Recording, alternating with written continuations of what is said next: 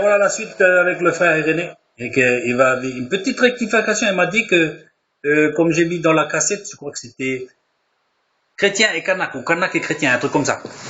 Mais le frère, comme lui, il avait dit qu'il y avait un destin commun, c'est vrai. Et puis voilà, je vais le laisser parler maintenant. Voilà. Bien bonjour à chacun, à chacune. Ceux qui auront la possibilité de me voir par rapport à ce témoignage-là, c'est vrai que j'avais parlé du chrétien.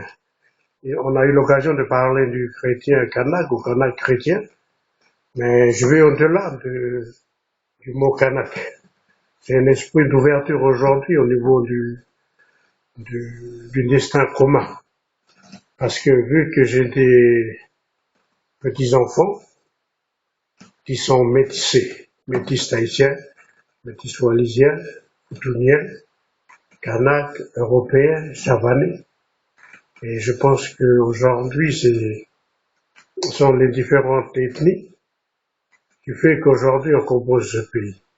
Mais une chose, c'est que Jésus, hein, Jésus, il est mort sur la croix. Il est mort sur la croix pour tous les peuples de la terre. Que Jésus, il a versé son sang sur la croix du calvaire. C'est pour le pardon de nos péchés, de différentes ethnies confondues, de tous les peuples de la terre. Ceux qui croient au nom de Jésus, parce que c'est un nom qui est puissant, c'est un nom qui est vivant, c'est un nom qui est glorieux, c'est un nom qui est au-dessus de tout nom.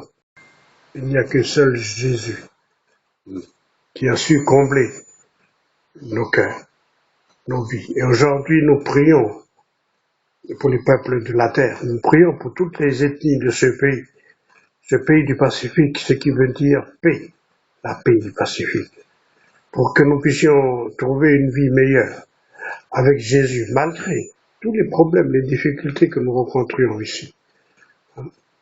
Même au niveau de tous les fléaux qu'il y a aussi, le kava, le cannabis, toutes ces choses-là, Dieu m'a délivré de l'alcool, de la cigarette, de toutes ces choses-là.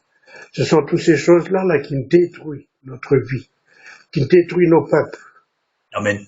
qui détruisent l'Église même aussi. Et tout cela, c'est parce que il n'y a personne qui peut nous arracher de tous ces différents fléaux. Il n'y a seul que Jésus qui s'est tout donné sur la croix du calvaire pour que nous puissions avoir la délivrance. Aujourd'hui, si je parle ainsi, c'est parce que je suis lié à l'époque par le kava, le cannabis et l'alcool et bien d'autres passions encore. Mais Jésus est venu me délivrer de toutes ces passions. Et je voulais témoigner de comment Dieu m'a parlé au travers d'un songe, d'un rêve. Il m'a parlé au travers d'un rêve un soir. Et je dormais. Et j'ai rêvé que j'étais dans un nakamal. Dans ce nakamal-là, je suis rentré, j'ai trouvé le barman.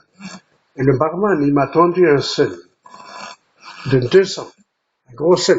Ça veut dire c'est une noix de coco, il y avait une grosse noix de coco qui avait du kava dedans. Double dose. Double dose. Et quand j'ai voulu prendre, j'arrivais pas à le prendre, à le saisir. Pourquoi? Parce qu'il y avait un mur invisible entre nous. Et j'essayais de l'attraper, il me disait tiens, puis moi je dis mais je peux pas l'attraper, j'arrive pas. Et il y a une voix intérieure qui m'est venue, qui a pénétré mon cœur, ma vie. Et cette voix me disait que c'est pas ta place ici. Qu'est-ce que tu fais là? Et quand je me suis retourné à droite, j'ai vu toutes les personnes qui ont consommé déjà, ils étaient assis dans le noir, avec une lumière tamisée bleue. Et toutes ces personnes-là, ils avaient un regard, mais leurs yeux, c'est comme un fluo, un regard, un regard. Et pour moi, c'est comme si on me disait c'était le séjour des morts. Regard vide. Un regard vide, c'était comme si j'étais dans le séjour des morts. Ah, d'accord, ouais. Et j'ai eu peur. Et quand j'ai eu peur, j'ai tombé du lit. Et je me suis réveillé, je me suis dit, mais qu'est-ce qui se passe? Et c'est là que Dieu me disait, c'est là que j'ai compris que Dieu m'a dit que c'est pas ta place ici. Qu'est-ce que tu fais ici, dans cet endroit? Hein? À ce Et, ce- moment-là, tu buvais déjà. et c'est comme ça que Dieu m'a parlé, que j'ai pris cette décision-là. Il faut plus que je rentre dedans parce que c'était vraiment le séjour des morts. C'est ce breuvage mortel qui m'entraîne. Alors que nous, moi, en tant que Mélanisé, en tant que Kanak, ça fait pas de notre culture, ça fait pas partie de notre culture. Et c'est quelque chose que le diable, il en profite pour nous détruire.